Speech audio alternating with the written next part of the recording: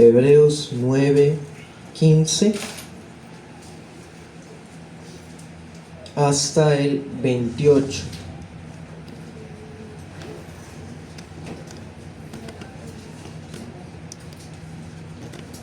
Es bastante extenso, entonces vamos a hacer lectura del texto a lo largo de la enseñanza. Bueno, y titulamos esta predicación Una sangre superior. Es parte de nuestra serie expositiva y consecutiva de Hebreos.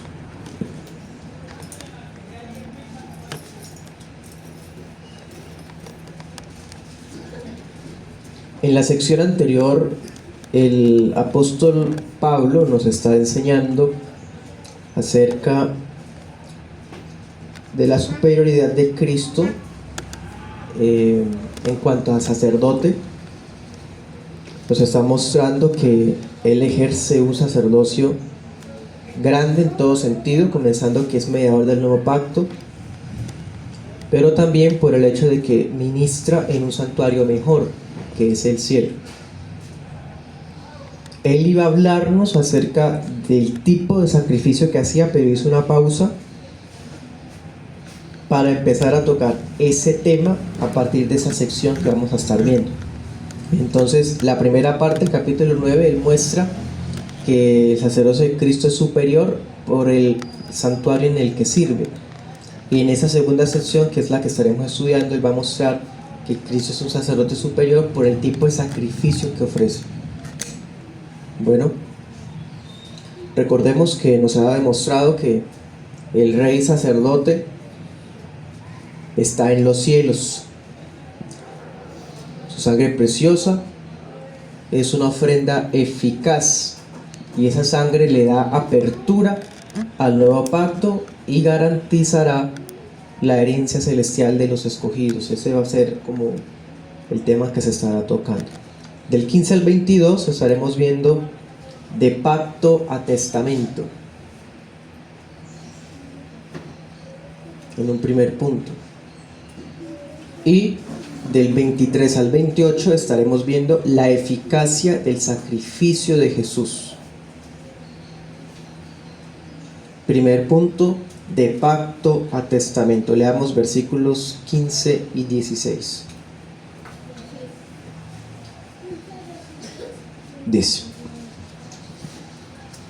así que por eso es mediador del Nuevo Testamento, para que, interviniendo la muerte para la redención de las transgresiones que había bajo el primer testamento, los que son llamados reciban la promesa de la herencia eterna. Porque donde hay un testamento, es necesario que intervenga la muerte del testador. Bueno, él ya nos dijo que Cristo es mediador del nuevo pacto, ¿cierto? Ya lo había dicho en 8:6.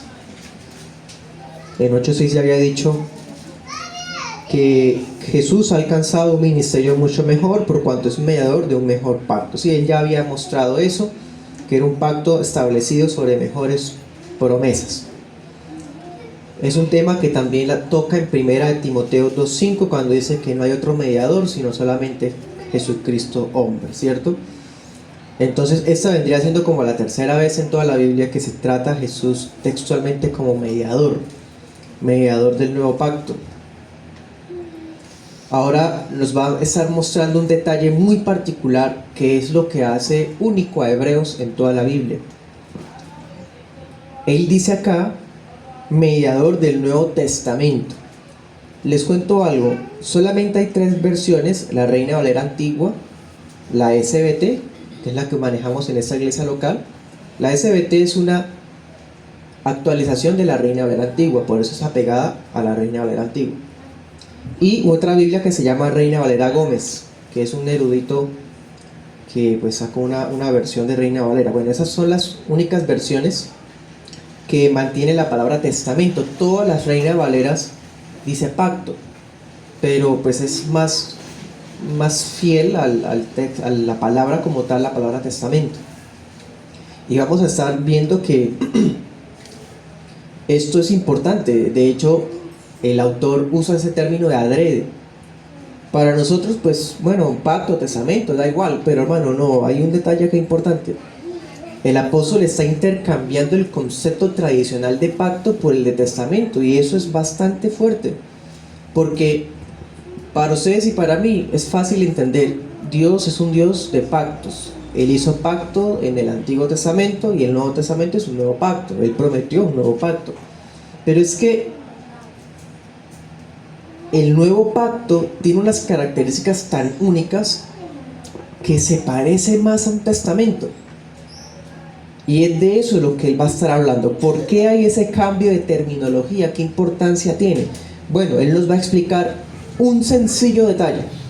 Podría mencionar por lo menos dos cosas, dos razones por las que es importante que sea entendido como testamento y no solo como pacto. O sea, no me malentiendan, no es que pacto no sea una buena palabra, es bíblica, está bien, solo que testamento da más amplitud. ¿Qué está diciendo él en el versículo 15 y 16? Él nos explica que esto es un testamento porque hubo necesidad de que interviniera ¿qué? Muerte.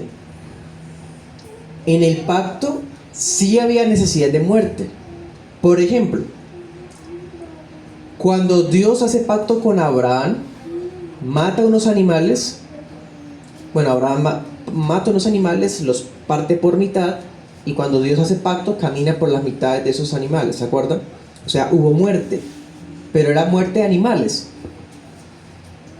O sea, para que hubiese un pacto tenía que haber muerte. Cuando se hizo el pacto con Moisés, igual, Moisés hace unos sacrificios y vamos a verlo ahorita, unta de sangre al pueblo, porque esa es la sangre del pacto donde ellos habían entrado. Eso está en Éxodo 19 más o menos. Sí, entonces siempre había muerte, pero es que es distinto aquí, porque aunque aquí hay muerte, el que se muere es el testador. ¿Se dan cuenta? Por eso es mejor la palabra testamento que la palabra pacto. O sea, es mucho más alto. Además de la necesidad de la sangre de un sacrificio, tuvo que intervenir la muerte de un testador. Perdón, del testador. O sea, hasta que no conste, hasta que no se compruebe que se murió el que hizo el pacto, no se inauguró el pacto. Eso es impresionante. O sea, prácticamente Dios debía morir, si me permite la expresión. Por eso es que es legítimo hablar de Antiguo Testamento y Nuevo Testamento, ¿sí? Es algo muy curioso que a las sectas judaizantes no les gusta.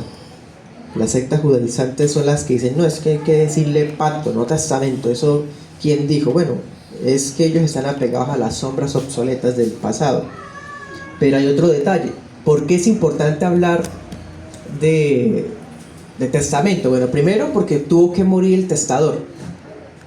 Y lo otro, porque cuando uno habla de testamento está implicando herencia. ¿Se dan cuenta?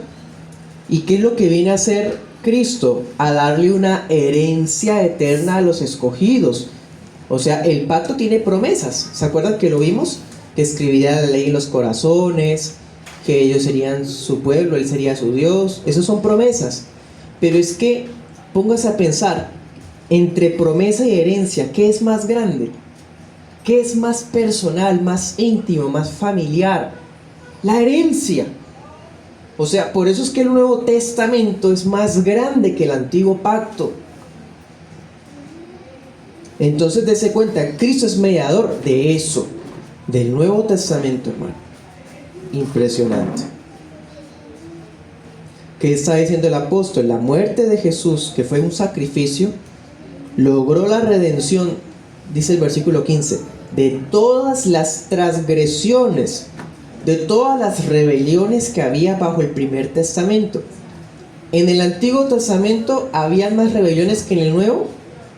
Pues si hablamos en términos legales, se podría decir que sí, porque habían más tipos de normas, ¿se acuerdan? Las ceremoniales y las civiles. Entonces habían muchísimas más maneras de transgredir la ley. Ahora pónganse a pensar, de todo ese montón de transgresiones que podía haber, ¿cuántas personas podían cometer cuántos pecados al día? ¿Cuántas generaciones en total, cuántos pecados? Lo que está diciendo es que la muerte de Cristo fue tan perfecta que aún todos los santos del Antiguo Testamento fueron beneficiados porque fueron perdonados por lo que Cristo iba a hacer, en lo que era el futuro para ellos. Todas las transgresiones del Primer Testamento fueron redimidas. ¿Cómo? Por el sacrificio sustitutivo de Jesús. Ahora siga leyendo solo el versículo 15. Todo lo que estamos viendo en el solo el 15, hermano. ¿A favor de quiénes es esa muerte? Lamentablemente desde el siglo XVII más o menos se empezó a enseñar de que Cristo murió por todo el mundo y eso se hizo popular en Occidente. Sin embargo, en el versículo 15 claramente dice que ese sacrificio era a favor de quiénes, de todos los que dice, los llamados, los que son llamados, dice el versículo. ¿Quiénes son los llamados? ¿Quiénes son los llamados? Mire 3:1. Él ya había hablado de llamados antes. Mire quiénes son los llamados. 3:1. Por tanto, hermanos santos, participantes de la vocación celestial, o sea, del llamado, consideren al apóstol y sumo sacerdote de nuestra profesión, Cristo Jesús. ¿Quiénes son los llamados? Los hijos de Dios, los hermanos santos, los que han sido llamados por medio de la predicación del Evangelio, la iglesia de Cristo. Ahora le pregunto, ¿quiénes son los herederos del Nuevo Testamento? Pues la iglesia, los hijos de Dios. Por lo tanto, esa muerte de Cristo, ¿para quiénes es? ¿Qué dice el texto? Los que son llamados, para que los que son llamados reciban la promesa de la herencia. Bastante explícito, ¿cierto? Pero bueno. Entonces, dense cuenta, la muerte de Cristo logra esto, logra la inauguración de un testamento que ofrece herencia. ¿A quiénes? ¿A todo el mundo? No, a los llamados del Evangelio. ¿Sí? ¿Por qué? Porque el testamento ya fue confirmado. Versículo 17 dice, porque el testamento con la muerte es confirmado. ¿Qué significa esto? Que Jesús sí murió de verdad, hermano. Para nosotros es fácil entenderlo, pero cuando vimos el tema de la muerte de Cristo en la serie de Semana Santa, bueno, así se llamó la serie, ¿no? Semana Santa, porque estudiamos todo eso. Mostrábamos que hay una secta gnóstica y el Islam enseñan que Jesús no murió, que Él fue reemplazado. Dese cuenta la artimaña satánica que hay detrás de eso. Si Jesús no murió, entonces no se confirmó el testamento. ¿Sí? Pero Jesús sí murió. Él le está dando por hecho que el testador sí murió. Dice, el testamento con la muerte es confirmado. De otra manera, no es válido entre tanto que el testador vive. El Señor Jesús debía morir. Y hermano, ¿cuántas señales hubo que murió?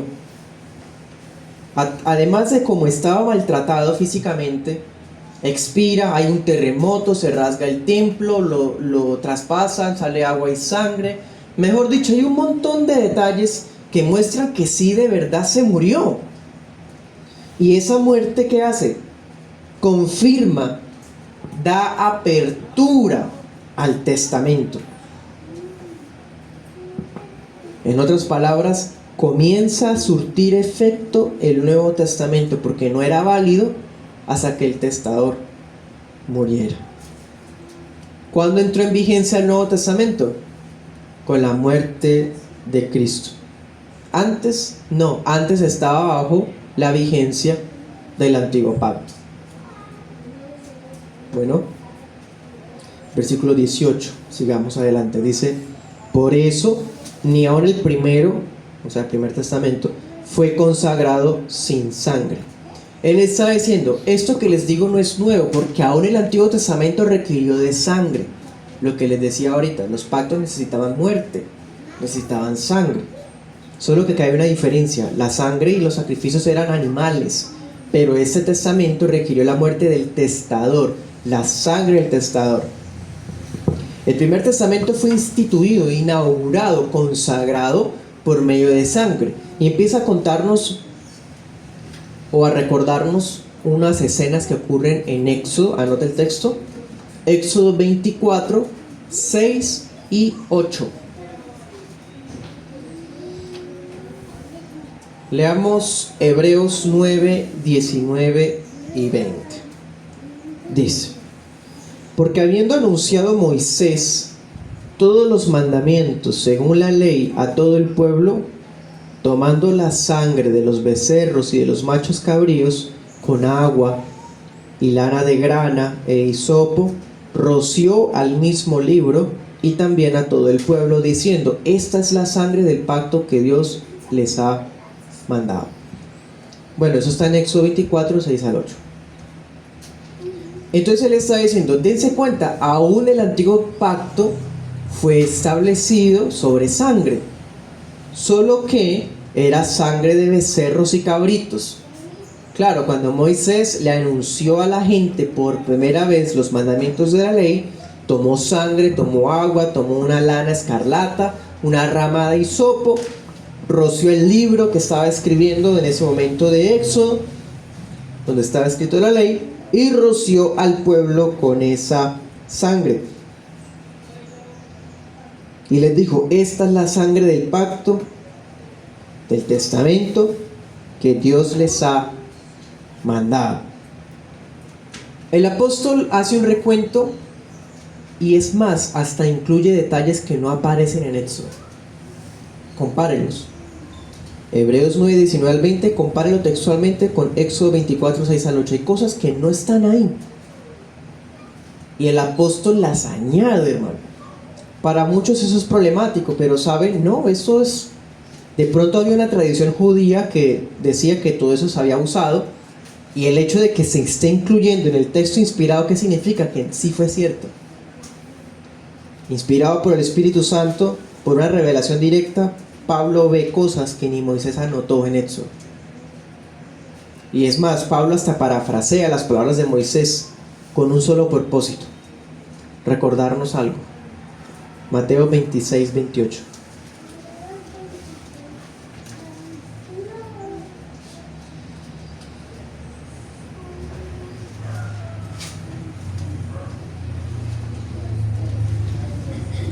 Porque esto es mi sangre del nuevo pacto, la cual es derramada por muchos para remisión de los pecados.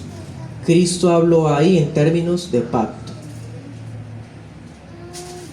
Mi sangre, quiere decir que Él era el sacrificio para darle apertura al Nuevo Testamento. La sangre de Él fue derramada ¿por quiénes? Por muchos. Iba a perdonar a muchos. Es lo mismo que está diciendo Hebreos 9. Entonces hay una conexión en estas cosas. Cristo instituye la cena del Señor a manera de pacto, y cuando Él muere, inaugura entonces el nuevo pacto. Sigamos adelante, Hebreos 9, 21 y 22. Dice: y además de esto, roció también con la sangre el tabernáculo y todos los vasos del ministerio, y casi todo es purificado con sangre según la ley, y sin derramamiento de sangre no se hace remisión. El apóstol también nos cuenta que incluso Moisés roció con sangre el tabernáculo, roció los utensilios del servicio, en fin. ¿Por qué? Porque es que, de acuerdo a las escrituras, todo era purificado con sangre. Bueno, casi todo. Dice ahí, casi todo. Y sin derramamiento de sangre no había perdón, porque la paga del pecado es muerte. Entonces, para que alguien sea perdonado, tiene que morir.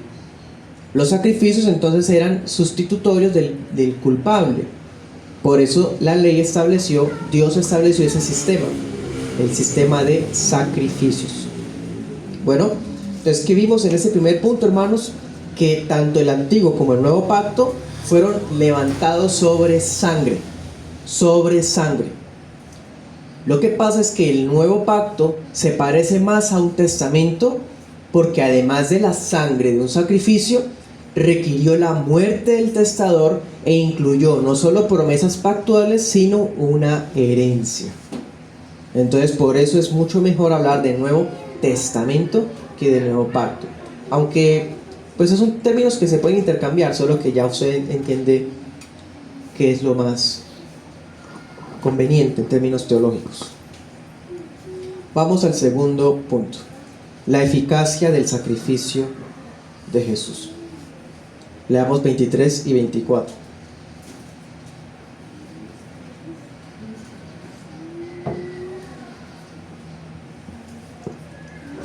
Fue pues necesario que las figuras de las cosas celestiales fueran purificadas con estas cosas, pero las cosas celestiales mismas con mejores sacrificios que estos, porque no entró Cristo en los lugares santos hechos con manos, que son figuras de los verdaderos, sino en el cielo mismo, para presentarse ahora por nosotros en la presencia de Dios.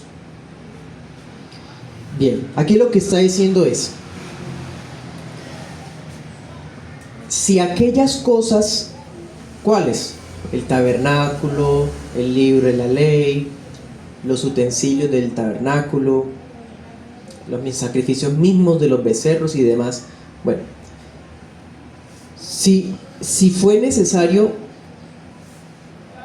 que aquellas cosas que eran solamente figuras de las celestiales, o sea, símbolos de lo que iba a venir después, tuvieran que ser consagrados de esta forma, ¿de qué manera podían ser consagradas las cosas celestiales mismas? Me explico, hermanos. Para poder dar inauguración al tabernáculo, ¿qué tocó hacer? Consagrarlo. Tocó ungir al tabernáculo, tocó untarlo de sangre. Si el tabernáculo era símbolo, era un antitipo, era un anticipo de lo que Cristo iba a cumplir, todo lo que se iba a llevar a cabo, era una figura de lo celestial, nada más una figura. Entonces, ¿qué tipo de sacrificio se necesita para poder consagrar el verdadero santuario? Eso es lo que él está diciendo. El santuario del antiguo pacto requirió este tipo de sacrificios, requirió rituales, requirió sangre. Pero el nuevo santuario, ¿cuál es el nuevo santuario? El celestial. Para que se inaugure el santuario celestial, se tenía que hacer un sacrificio. Tenía que consagrarse con sangre el santuario celestial. Entonces él está diciendo: si estos de aquí abajo, que eran solo figuras, requirieron sangre para comenzar a usarse, el santuario celestial tenía que inaugurarse con un sacrificio mejor. Dice otra versión: sacrificios superiores. Decía Calvino: el modelo celestial no admitía elementos terrenales, sino una sangre que correspondiera a su excelencia. Cierro comillas. Claro, si va a inaugurar el santuario del cielo, la diestra de la majestad del Padre, no va a ir con sangre de becerros y machos cabríos. Se requería inaugurarlo con una sangre superior, con la sangre de Dios, de Cristo mismo. Por eso dice: Cristo entró en el cielo, el verdadero santuario, para presentarse por nosotros en la presencia de Dios. Es decir, Él llevó el sacrificio superior, su sangre preciosa, su propia sangre, y esa sangre inauguró el santuario celestial. Esto es muy impresionante, hermano. Demasiado. Mire 8:2.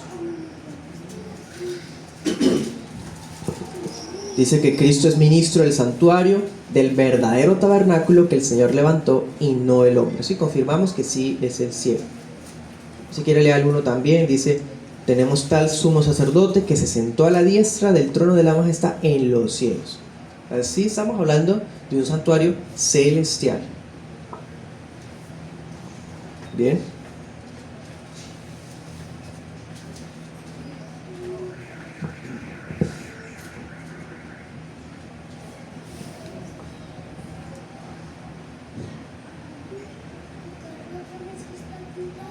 Sigamos adelante, leamos 25-26.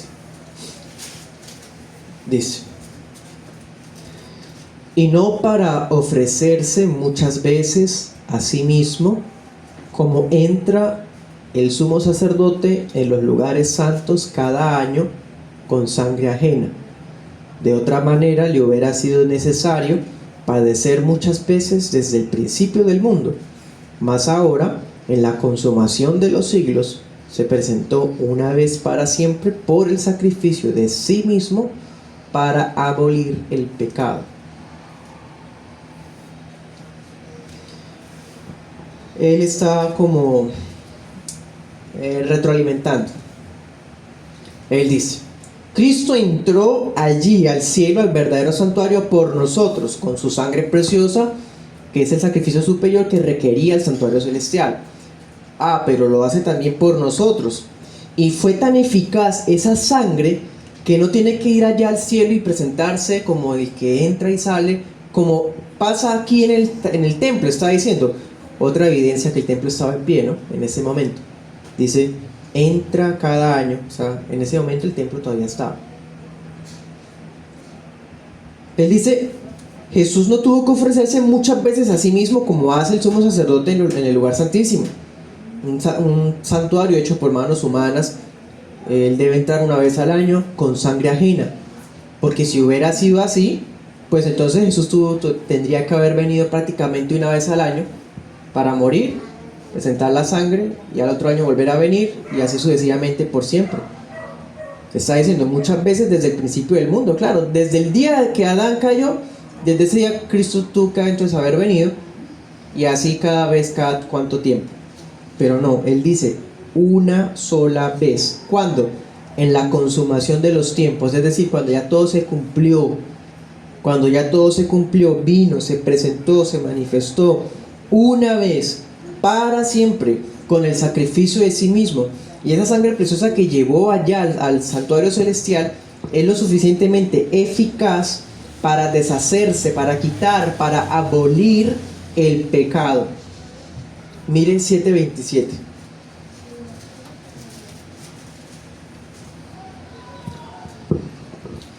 Dice, tal sumo sacerdote nos convenía que no tuviera necesidad cada día, como los otros sumos sacerdotes, de ofrecer primero sacrificios por sus propios pecados y luego por los del pueblo, porque esto lo hizo una vez para siempre, ofreciéndose a sí mismo. En la parte B, ¿sí? Una vez para siempre. Anote ese texto, primera de Juan 3:5. Bueno, volvamos a Hebreos 9, versos 27 y 28. Dice, y de la manera que está establecido a los hombres que mueran una sola vez, y después de esto el juicio, así también Cristo fue ofrecido una sola vez para cargar con los pecados de muchos. Dese cuenta esta insistencia limitada, ¿no? Nunca habla en términos universales de todo el mundo, sino siempre muchos. Y la segunda vez será visto, muy interesante, será visto sin pecado por los que lo esperan para salvación. Miren lo que él hace. Primero está diciendo que su sangre es tan eficaz que le bastó una sola vez que cumpliera su sacrificio para abolir el pecado. Pero ahora toma otra comparación. Él dice, debido al pecado morimos. Bueno, está decretado que los seres humanos mueran una sola vez. ¿Sí? Y cuando mueren, entran al juicio. Esto refuta la idea del sueño inconsciente, ¿no? De la secta adventista, que piensa que la gente muere y se queda dormida. No, pasan al juicio de una vez. También refuta la idea de la reencarnación. La persona muere y de pronto van a nacer una mariposa o en otro ser humano. No, muere una vez y ya. O la idea atea de que muere y ahí se acaba todo. No, muere y sigue el juicio. Dese cuenta, está establecido que los hombres mueran una vez, después viene el juicio. Entonces ahora él usa eso y lo compara con lo que Cristo cumplió. Él dice, bueno, así también Cristo vino una vez, es decir, murió una vez, y esa una vez que murió fue suficiente ¿para qué? Para cargar los pecados de muchos. Y la segunda vez que venga, entonces ¿qué sigue? El juicio. ¿Se dan cuenta? La primera venida de Cristo, ¿para qué fue? Para cargar con los pecados de muchos, como se dice Isaías 53. Leamos Isaías 53.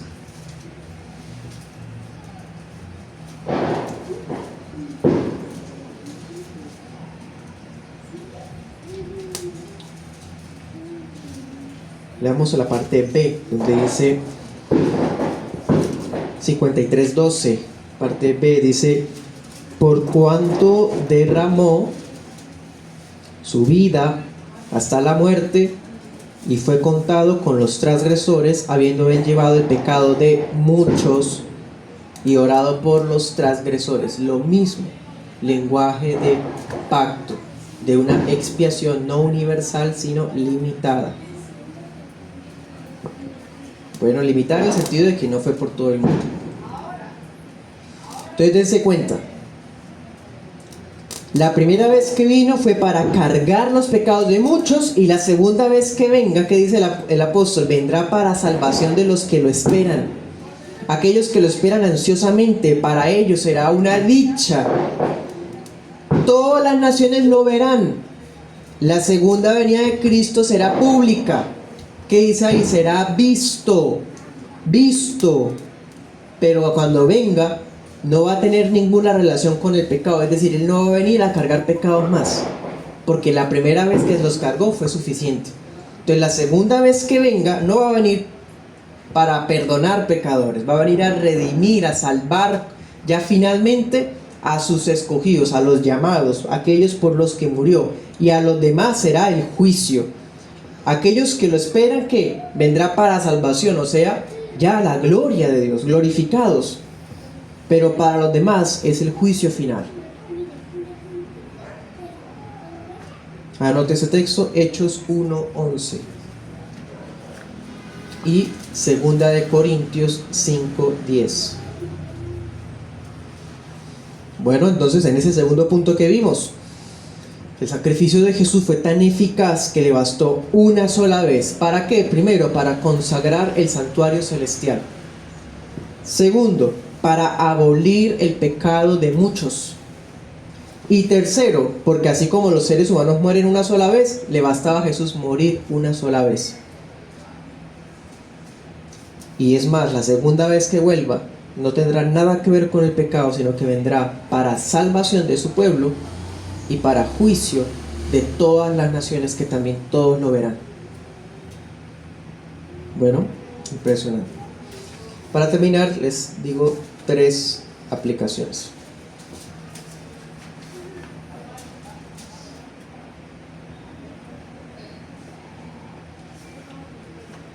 Primera aplicación: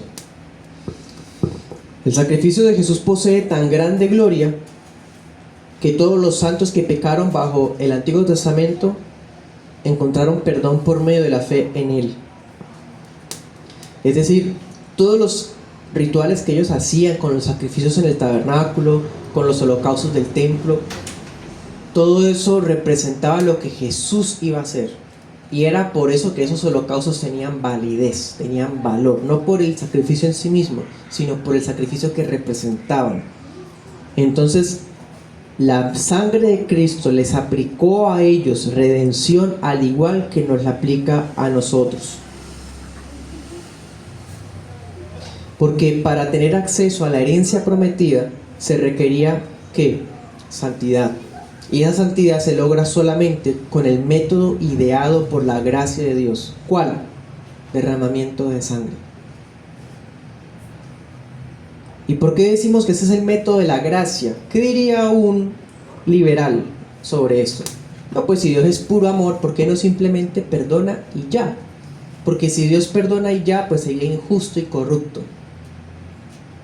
En cambio, el método que Él ideó, que requiere derramar sangre, está implicando pago del pecado, justicia. Dios es santo y es justo, no tiene por inocente al culpable.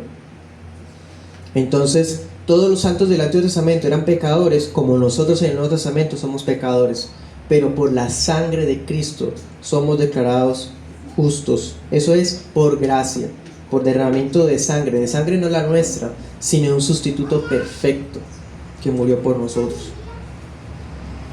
Segunda aplicación. El cristianismo es una religión de sangre. La salvación del cristianismo requiere sangre. Esto significa que siga habiendo sacerdote, siga habiendo un lugar sagrado de culto. Solo que las cosas son diferentes a las religiones falsas. ¿En qué sentido? En que nuestro sumo sacerdote es único mediador, Jesucristo.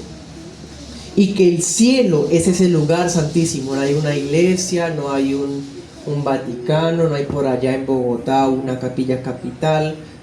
No, es en los cielos.